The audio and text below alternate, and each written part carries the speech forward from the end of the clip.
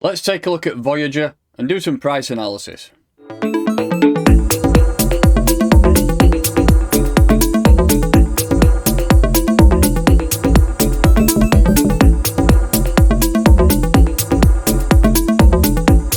Hello and welcome to Operation Crypto and welcome to today's video. Please make sure you do like this video, subscribe to my channel and join my Telegram group, which is the Crypto Troops. So today we're going to be talking about Voyager token. I've done one previously about some price analysis and we did drop down in some targets now, so I thought it was a good idea to revisit this video and identify some more key levels. So Voyager token, which is ticker VGX, is worth noting that on Binance is BQX. It's been on there since about 2017, as that they do need to sort it out and change it. It's currently ranked 182 out of all cryptocurrencies that we have listed, and today we have a token price of around 15 cents. If we look at the total supply, 222.3 million VGX, all of them are in circulation. And we're getting a volume, 24 hours of $206,000. Market cap today, which is the 28th of November 2020, is $34 million. If you look where that volume's getting traded predominantly, you would expect Binance getting 96% there against Binance, so it's absolutely massive. It's hardly traded anywhere else other than that. We've got a couple of, I've heard of hit BTC, but I've not heard of any of them others before, to be honest. One major point before we jump onto the charts is all-time highs, and that was $10 January the 5th 2018. It is slightly different on the Binance chart. It jumps up to about $15, so I'm not entirely sure which one to believe, but we'll go with this one for now. And then we'll jump over to charts now and do some more in-depth analysis. So here's Voyager versus the dollar. This is the Binance chart as it is getting all the volume. I've marked around the $10 area there for the all-time high. I mean, potentially, shall we just mark it as that for now? I mean, look at that wick, oh, absolutely crazy. Let's change that to red. All-time highs. And that will give us somewhere to aim in the future. I mean, you never know. I mean, predominantly most of the time it is coin market cap that's wrong. So we will go with that just in case. The exchanges set the price at the end of the day. So what I want to first start by doing is just looking at a monthly time frame, and then we're just going to go through some key support and resistance areas. Probably up at these level we're going to get a few, and we drop to a weekly and then the daily. We have a lot of data. This is going back to September 2017, so it's quite rare to find a chart that goes back pre-bull run, which is good to see. So let's start off by marking a couple of support and resistance levels. We'll just go from the top and work our way down and see what we can see.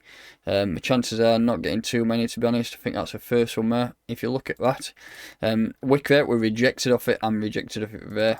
So that to me confirms that is a monthly level of resistance at current prices. Let's just see if we can get any more down here. You could say there's one there. So we actually rejected off that and used that area of support. These are going to be areas to target in the future. I don't want to go too high, to be honest, because we're way down here at 15 cents. Let's drop it. So what, let's just have a zoom in, see if we've got any right down here. This is where we're going to be trading mostly, to be honest. So let's work his way down from here. Nothing there. All I'm doing is looking for, if you've not watched my videos before, I'm looking for 2 weeks that touch. I'll show you my next one if I get one. Nothing there. So I think that to me looks like one.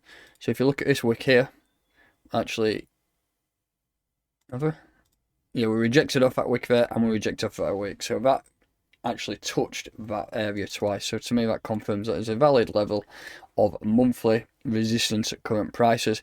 The more wicks that touch, the better, and that's what I'm looking for. Scrolling further down, let's see if we can get a couple more before we move into a weekly.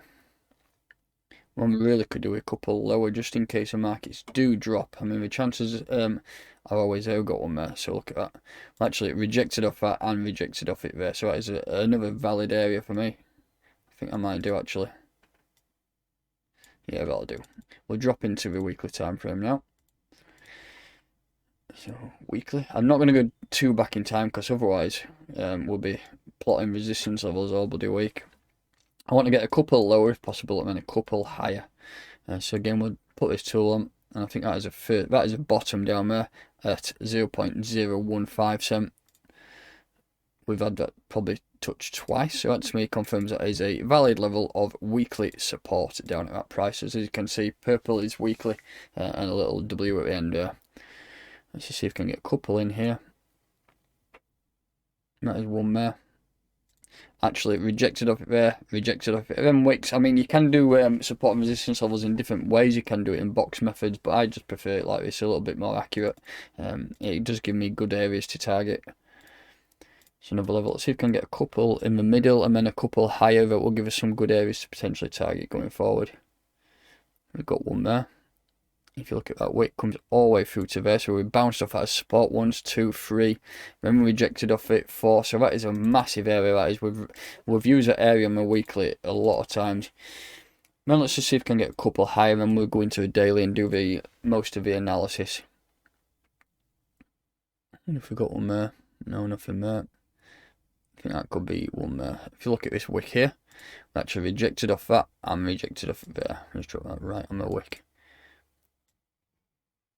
Change that to a weekly, and I think I want one more level a little bit higher, and that will give us some good areas to target for the future. One there. So that's enough levels in place. Let's drop into the daily time frame, and this is where we're going to do pretty much most of the analysis. First up, like I do with all the videos, I just want to go back to the 13th of March. That's when we had that 57% COVID dump. We dropped all the way down to this weekly support at 1.6 cent, and ever since then, we've been on the up. Pretty much same as most tokens and most coins. If you look at it as a price perspective from yearly low to yearly highs, 1,500% price raise, which is very significant. A lot of projects have done that. So that is a move that we've had. We have retraced a fair bit, and now we start to come back up. The last few days have been a little bit shitty for cryptocurrency, but I mean, I do think it was still bullish. What I want to do first up is just put a bearish scenario in this and have a look at some potential areas to buy in. So again, I'm using Fibonacci from the lowest body down there up to the top. If you look there, we had a double top, and then we did retrace, and we did a 61% retracement. That is the last time I did a video around here in October, and I said this would be a good area to buy. I've said in all previous videos, if I'm ever looking to invest in a project, I also look, well, if it's done a major move, I look at a 618 level on my fib to pretty much target some buying zones. Chances are usually they can come through and break into the 786, but it's remained bullish. We have dropped, and now we're pushing up. I do think that was a potential time to invest, but if you're looking to invest now, let's get rid of Fibonacci. I think that's done now, so we have gone past the 618 level.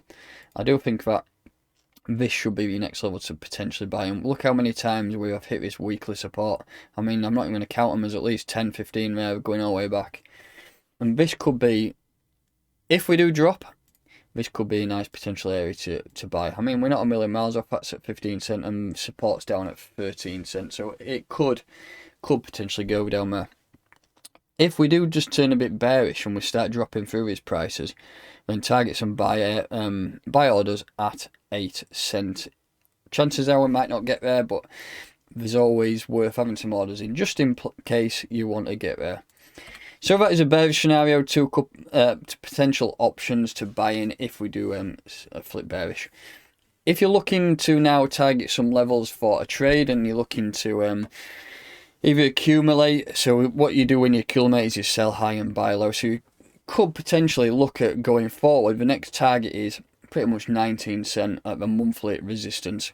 Once we start pushing up and we break this, the next target is 21 cent and then 28 cent. What I will do, when we start pushing up and breaking these levels, once we close a daily candle above 28 cent, I will readdress this video, go back in time and highlight a few higher levels. I mean, we've got some all the way up there, but there's going to be a lot more in between here, so I do need to identify them for later on. But currently, we need to just start pushing up and target these areas. Once we have broker, I'll readdress the video. I just want to put the Hitman on. So the Hitman works out when there's a shifting market momentum. I have this set up to my daily time frame. It was bearish. If you look back here, it does give long swing trades really, and we are in a bearish phase now, and I honestly think that this is going to continue up here and start to push some of the yearly highs up at 28 cent. I do think that could potentially happen. Again, let's just drop the EMAs on and see what they're doing. See, we've had a bit of a bearish cross here, to be honest. So that means that we could potentially dip, but I think we're looking good. We're still bearish there, so I'm going to just ignore the EMAs. I don't really tend to use EMAs too much. So that is the analysis on Voyager for today. Like I say, some potential buy zones at 13 cent and 8 cent if we lose those levels. If we do turn bullish, I will readjust this video at 28 cents. So that will do it for today's analysis. Thank you very much for watching. Please make sure you do like this video, subscribe to my channel, and I'll catch you next time.